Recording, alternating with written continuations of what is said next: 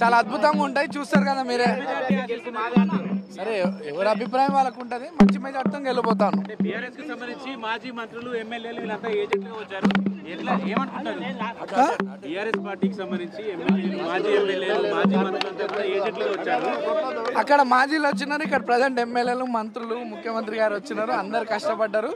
ప్రజలు కూడా అభివృద్ధి గురించి ప్రజల ఆలోచన బాగా బలంగా ఉండే మంచి మెజార్టీ వస్తుంది. మంచి మెజార్టీతో వెళ్ళబోతారు.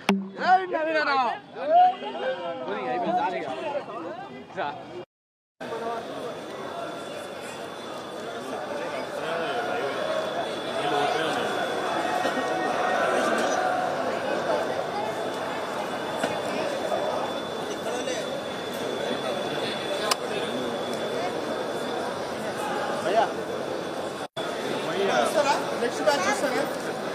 వాళ్ళు కూడా ఉంటుంది కదా, తీసుకోవాలి.